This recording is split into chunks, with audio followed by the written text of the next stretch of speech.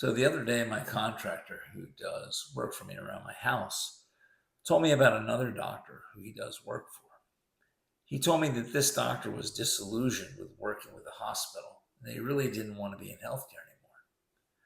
I was intrigued, so I asked him how old this doctor was, and he told me that the doctor was 32 years old. And I said to my contractor, well, he better figure out what he wants to do in life pretty quick, because if he wants to stay as a doctor, he's got 40 years of frustration ahead of him. Now, wanting to get out of the medical profession is not particular to this doctor. Unfortunately, it's a widespread problem. I don't think I've ever met a doctor who wasn't trying to find some way out of the medical profession. Now, why should that be? Well, I can sum it up in two words: corporate America.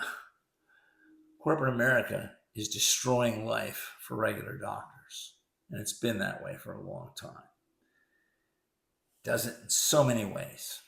Does it through electronic medical records, does it through HEDIS, Hedis, which is a scoring system for doctors. And it does it through yammering on doctors about prescribing too many antibiotics or what corporate America feels are inappropriate diagnostic studies or treatment modalities. And it does it through stripping the hospital of essential employees, which in turn makes healthcare worse off and more inaccessible to patients. In short, corporate America does not care about patients first. Its officers aren't trained that way. The officers of corporate America are trained at business schools, which train their students to make money. In business schools like Harvard Business School and the Wharton School, future healthcare executives are taught silly maxims like, if you don't grow, you go. And the purpose of a business is to make money. And so you get healthcare executives who make money, and they do it in spades. They're very good at making money. Unfortunately, that is not always best for the patient. But you won't hear that from them because they will employ statistical studies that will demonstrate that what they're doing is good. Statistics is their God. But you know it's not good. Your non-mathematical instincts tell you it's not good, whether you're a patient or a healthcare provider. The core of the problem is that healthcare firms, hospitals, pharmaceutical companies are permitted to be traded publicly as for-profit industries led by people who may not have a fundamental grounding in healthcare. As publicly traded companies, they have investors.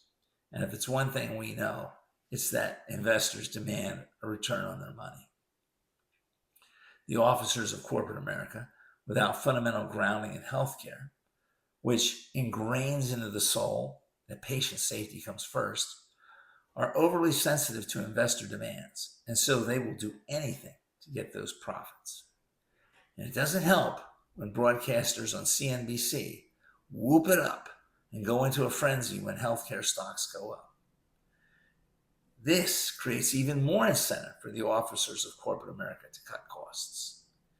You see, the officers of corporate America have awarded themselves an inordinate number of shares, stolen from the shareholders, of course, in exchange for running the company.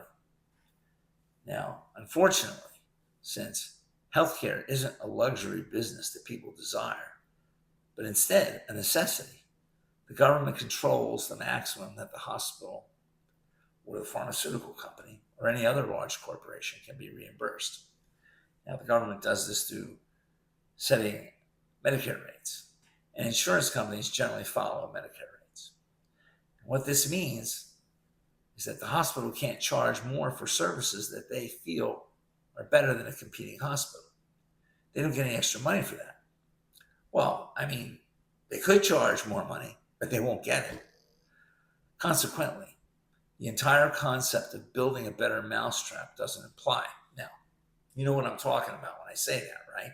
You build a better mousetrap and the world will be the path to your door. You've heard of that? Well, that doesn't necessarily happen in healthcare. Now, it should, but it doesn't. The hospital could very well improve quality for the patients, which would improve word of mouth, which would in turn increase occupancy for the hospital, which would improve the bottom line. But trust me, hospital administrators don't always think that way. Many of them have been beaten down by the system and by their greedy corporate executives. Consequently, the hospital makes increased profits by cutting down services. And this is why a 400-bed hospital at night might only have one x-ray tech on duty, or maybe 2 lab techs max. Or why you find suboptimal nurse-patient ratios of 1 to 10, or worse. Or why hospital administrators are constantly yammering down on doctors because they're ordering what they feel are unnecessary tests. Now, when it comes to doctors, corporate America isn't supposed to be telling doctors how to practice medicine. But they found a way to get around those restrictions by harping on them, giving them poor scores, and making them want to leave so that they can find another doctor who is more compliant. Now, the end result is a healthcare system of unhappy people. And unhappy people yield unhappy results.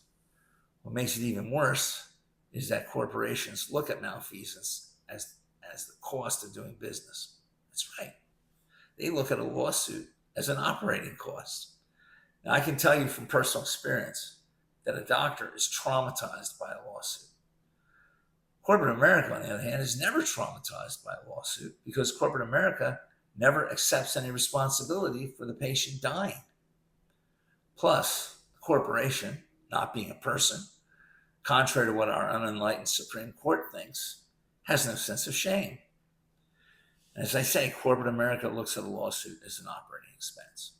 So it's possible for corporate America to say, okay, let's go ahead and not do this measure that would vastly improve the patient's outcome because it's going to cost X amount of money.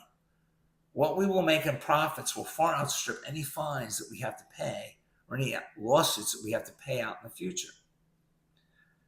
And I can assure you that no doctor I know thinks like this. In fact, doctors have killed themselves over a lost lawsuit. This is the cost of corporate American healthcare. And it will get worse as more and more doctors either leave the profession or encourage their sons and daughters to seek another profession. This is already happening, and corporate America couldn't care less. In fact, corporate America will be delighted by this because they can then hire nurse practitioners and physicians' assistants at a far cheaper price to pick up the slack. Or they can do as Elon Musk wants to do, manufacture robots that will handle your healthcare needs. And won't that be special when you go to your pediatrician and get to talk to a robot about your son's drug problem or your divorce or the fact that your child is cutting himself with a knife?